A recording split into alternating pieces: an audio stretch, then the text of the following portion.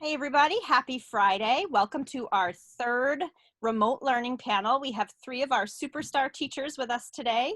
So I want to ask you guys to each take a quick moment and introduce yourself and describe your classroom a little bit. Conley, you want to kick us off? Sure. So my name is Conley Cummings. I am a teacher on the CCC side. I work in one of the transition classrooms. My kids are like 15 to 17 years old. And when we're in person, I work a lot with Kirsten's class too. We kind of share our space. We do a lot of combined lessons. And yeah. Awesome. How about you, Kirsten? Like Conley said, we are pretty close together. My kids are the same age, 15 to 17, transition students. And yeah. Awesome. Thanks. Andrea? Hi, my name is Andrea Perkins. I work on the BSD side, and I have an elementary middle school classroom with 3 students, and their ages are 9 to 11 years old. So we have kind of a nice mix of CCC teachers and a BSD teacher and a range of ages as well. And the reason that I brought the three of you together is that I heard through the grapevine that you were doing really creative and out of the box things with some of the tools that are part of Google or Google Chrome or Google extensions or all these other things. And I'm kind of a techie person. I like all this stuff. And there's so much new stuff that I haven't even heard of. So I was wondering if you might each take a moment to maybe describe one or two of the tools through Google that you've found to be the most useful to you during this remote learning period.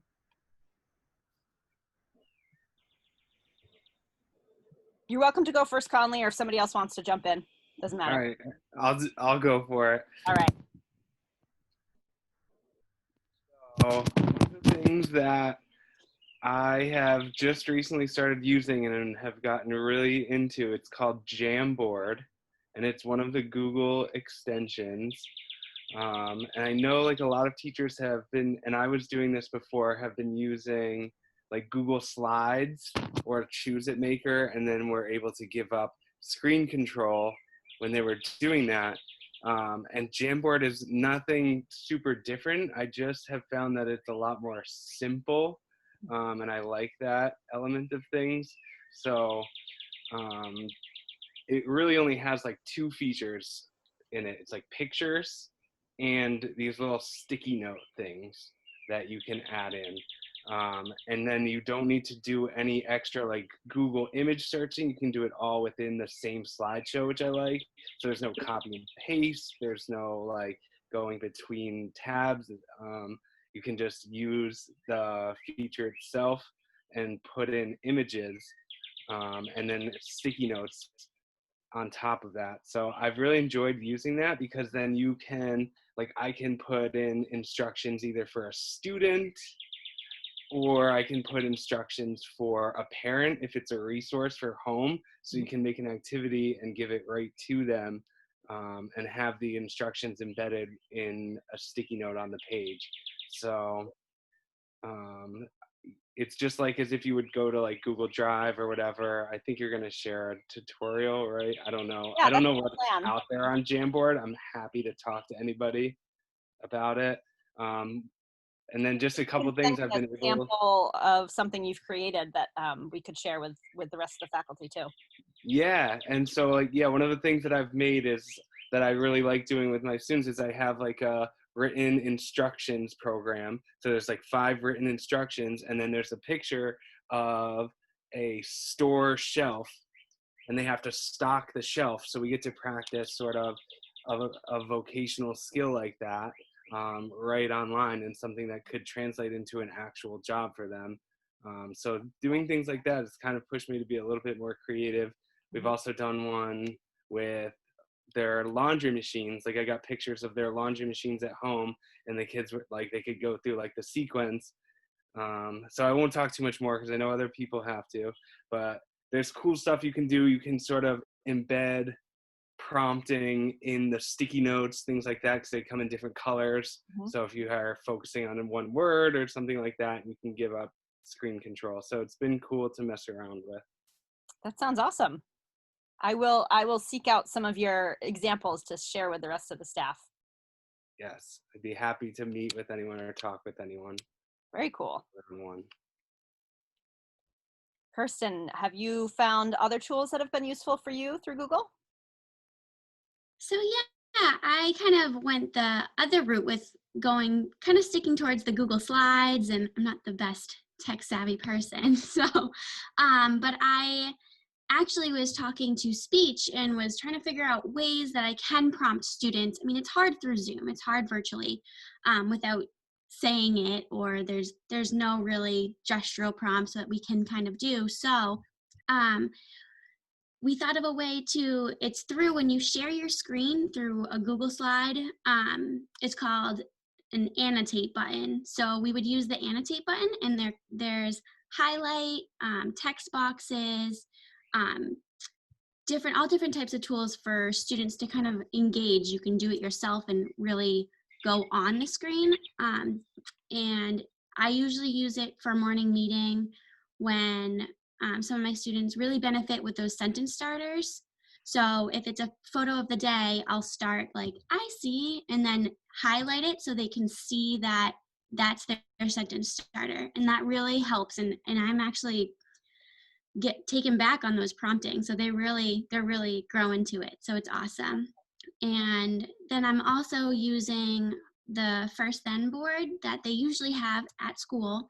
And one of my staff members helped me put it together for a few of my students now using Google Slides as well, but it would just be a single slide.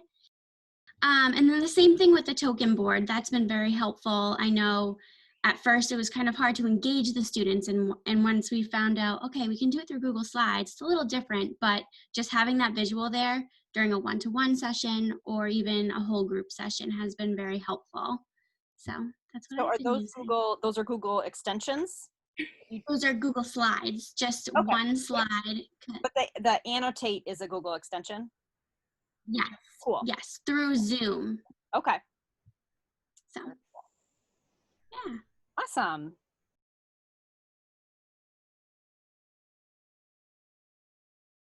So what I've been doing is using some of the Chrome extensions as well. The first one that I really like to use, I'm not sure if I'm saying this right, either GIF or GIF. I'm not sure which is the correct way. But it's a Chrome extension called Giphy or Jiffy.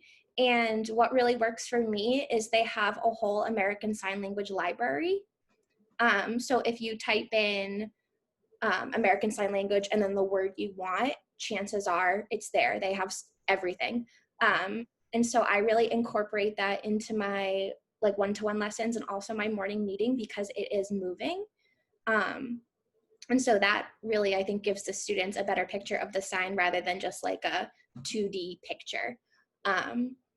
And it's really easy. You can just drag it into Google Slides. You can make it bigger, you can make it smaller, and it's helpful because it's all the same man doing it. So there is consistency there. And it's free to download. It's a Chrome extension, and then it just shows up like on the top of your screen. So if anyone wants any help setting that up, I would be happy to assist. Very cool.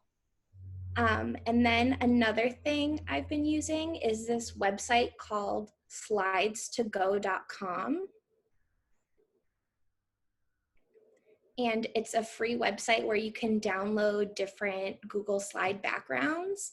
I am not tech savvy at like building them and making them look cool or fancy, but these are all free and they're amazing. You can search for education, like it could be a chalkboard. I would suggest just going and looking, and all you do is press a button and then it downloads into your Google Slides, which is really nice. It makes it look definitely more professional than just the what I was using before. And probably engaging for the students too, mixing it up that way. Yeah, definitely. But I just found out about this last week, so I kind of wish I knew about it before. But well, there'll be more opportunities, you know, even when we are all fully face-to-face together again. That's something that you can carry forward You know, Definitely. do you each have a favorite lesson that you've done through this remote learning period? I know, Conley, you talked about the, the shelves and sort of a remote transition type lesson, but is there anything else you guys had as a favorite lesson? Yeah, sorry, my internet has been cutting out, but favorite lesson, I believe, was the question. Yeah. Yes. Okay. Yeah, I definitely was proud of the shelf stocking one, but honestly, one of my favorite things that we've done was made by Jenna, the teaching assistant in my classroom. She has been making some really cool virtual field trip slideshows. You just using Google Slides, and she embeds the links in these pictures. We go to different places. I've shared them around to some teachers, but let me know if you're interested. I'll make some copies and we can keep those going around because they're very cool, and there's so much within it that you can just do on your own incidentally. And I just want to shout Jenna out because they're awesome. Very cool.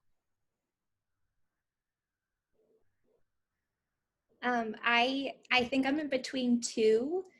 I really like using Boom Cards, which is a website, and it's an interactive website, so it really depends on if the student can get their remote access to work. So that's kind of been like a little technical difficulty, but the content's really cool. But my favorite thing I think so far is just having the ability to change the settings on Zoom. So the me and my TAs, we hide our screens. Students can only see each other, and just like getting that social interaction from them. I feel like it's taken the whole entire remote learning for them to finally realize that there's someone behind the screen, and just watching them figure that out and get to like look in their friends' eyes is really nice. That's really sweet. I think I'm between Conley's too. I think Jenna did a really good job with that virtual field trip, but recently I think, we do so much fun things. Me and Conley, well, Conley is better at the breakout rooms, so he's a pro at that, but we've been doing a social group every Thursday, and we kind of thought of a ways to really engage the students in games and all of this stuff through Zoom.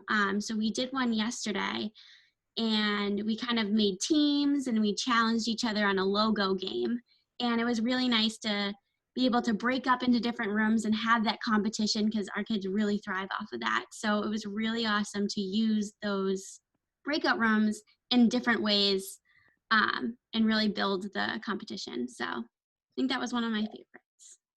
Awesome. All right. Well, I want to wrap up and not take too much more of your afternoon. Is there anything else you wanted to add about tips or tricks or things that you found really useful during this remote learning period, and anything you'd want to share with your fellow CCC BSD faculty before we sign off? One. Andrea. I just recommend, I followed many different teachers on Instagram, and then just watching their like Instagram stories, or they link to YouTube tutorials, has been the biggest thing for me. You can just find so many ideas, and I feel like that's so much easier than like reinventing the wheel, is just seeing what other people have done. If you want to send me a list of who you recommend people to follow, I can add that to our email. Oh, I have a good one. Or we should just follow you on Instagram and you'll share everything. Let's see pictures of it. That's fine too. Conley or Kirsten have anything left to add? What Andrea said was pretty on the ball. Like, really try to reach out and use your other teachers. Everyone has really great ideas, so try to not recreating the wheel and just using what other people have, because it's really great. I know we all do that too at CCC, and CCC and BSD, so it's pretty great. Awesome.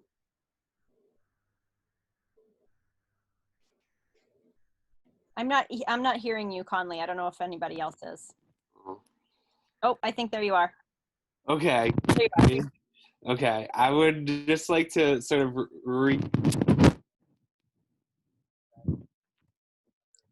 Oh, I lost you. Yeah. Don't worry about it. Conley says, don't worry about it. Everything's good. Just don't worry. Everybody's doing great. I can see you're saying something, Conley. I can't hear you. So we can all roll with our little technological issues that sometimes pop up. But anyway, thank you all. Thank the three of you for taking the time this afternoon to share some of your experiences. And I'm hoping to continue some of these panels through next week and into the summer as we move forward with some various new models of teaching. So thank you all so much, and send me all your stuff so I can include it in the email. And I hope you all have a wonderful weekend. Thank you. Thank you. Thank you. Thanks You so much. too. And thank you to Jenna. Thanks, Jenna. Thanks, Jen. Bye.